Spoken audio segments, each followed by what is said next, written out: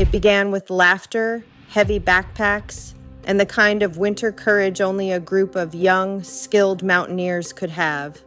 9 students from the Ural Polytechnic Institute headed deep into the northern Ural Mountains. They dreamed of achieving the highest trekking certification the Soviet Union offered. They didn't know this trip would turn into one of the coldest mysteries in modern history.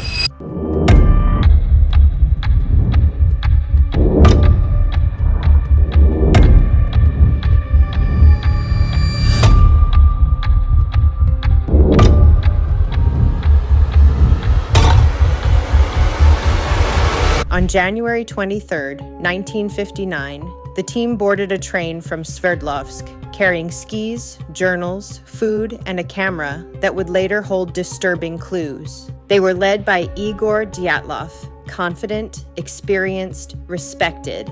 The group was strong, well-prepared, and trained for severe conditions. Nothing about the expedition seemed unusual.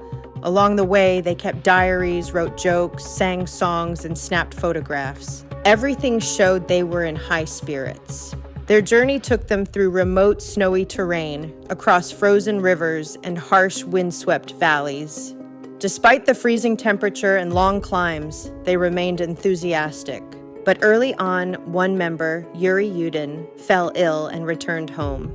He thought he would rejoin another time. He never imagined this decision would save his life. The remaining 9 pressed forward, deeper into the wilderness. By February 1st, the weather had turned violent. Snowstorms battered the slopes, wind speeds reached dangerous levels, and visibility was nearly gone. Still, the group pushed on toward Kholat Syakhl, a mountain the local Mansi people called Dead Mountain. Nobody knew why they chose to camp on the mountain's exposed slope instead of the forested area just 1 mile away. Some experts believe the group was lost in the storm and didn't realize how close shelter was. Others think Igor Dyatlov chose the slope deliberately to continue their planned route. Either way, the decision was fatal. Their tent was pitched carefully, dug partially into the snow, anchored against winds that howled through the night. Inside, the hikers shared jokes, cooked food, and wrote their final diary entries. One wrote about sore feet. Another mentioned the worsening weather. Nothing hinted at fear. It was supposed to be another cold night before reaching the next waypoint. Instead, it became the last night of their lives. When the group did not return on schedule, authorities began a search operation. Hikers, students, rescue workers, and even the military were deployed. Days went by with no trace. Then the first clue appeared. Searchers found the Dyatlov tent, but the site was unsettling. It wasn't intact. It wasn't collapsed. It had been cut open from the inside. Long, slicing tears ripped through the fabric where the entrance should have been. Inside, the hikers' clothing, boots, and gear were neatly placed, still there. It looked like they ran out in a panic, without time or reason to dress properly. Footprints in the snow led away from the tent.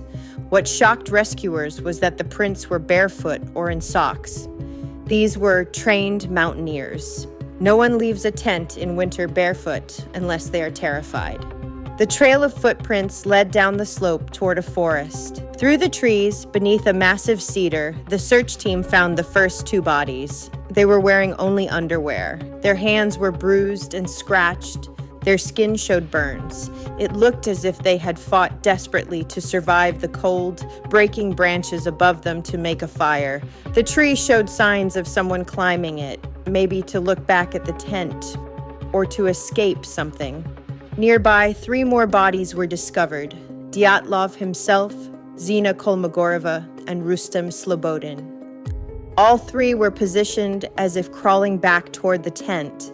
They were better dressed, but still not enough to survive minus 30 degrees Celsius temperatures. Rustem had a fractured skull, but rescuers believed he had struggled the longest, judging by the distance he made towards safety. The last 4 bodies were found much later, buried under meters of snow in a ravine. This group had more clothing. They had likely taken items from the bodies of their friends, but their injuries were far more disturbing. The force required was said to be similar to a car crash. A medical examiner stated that the chest injuries were so powerful they could not have been caused by another human. To make things stranger, traces of radiation were found on some of their clothing. Not enough to kill, but enough to raise questions. The official Soviet investigation concluded the hikers died due to an unknown compelling force. It offered no explanation for the injuries, the missing organs, the strange behavior, or the radiation. Over the years, theories flooded in. Others blamed an avalanche. Experts argued the slope wasn't steep enough. The tent was still standing. The footprints were untouched. Something impossible after an avalanche. Another theory pointed to parachute mines used in secret military testing. These quiet explosions could cause internal injuries without external marks. Then there were the paranormal possibilities. UFO encounters, supernatural forces, or ancient legends tied to the land. After all, the Mansi people considered Kholat Syakhl a cursed place. Modern researchers attempted to recreate the circumstances. The slab avalanche theory gained popularity. A small, sudden shift in snow that might have forced them to cut the tent and escape. But even this fails to explain the internal injuries, the missing organs, or why experienced hikers fled half-naked into the darkness. What terrified them so deeply that they abandoned all survival instincts? No one knows. All we have are 64-year-old photographs, diaries filled with cheerful words, and a torn tent on a frozen mountain slope. 9 brilliant hikers, each strong and experienced, descended into chaos within minutes. Something forced them out. Something pushed them into the snowstorm. Something made them run until their bodies failed. The Dyatlov Pass Incident remains one of the most baffling mysteries ever recorded.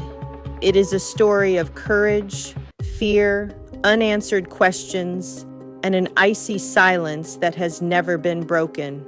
Even today, researchers, investigators, and conspiracy theorists try to uncover the truth.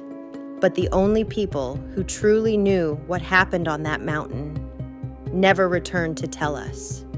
Their footprints fade with time, but their story does not. And perhaps that is the most haunting part. The truth is still somewhere out there, buried beneath the snow.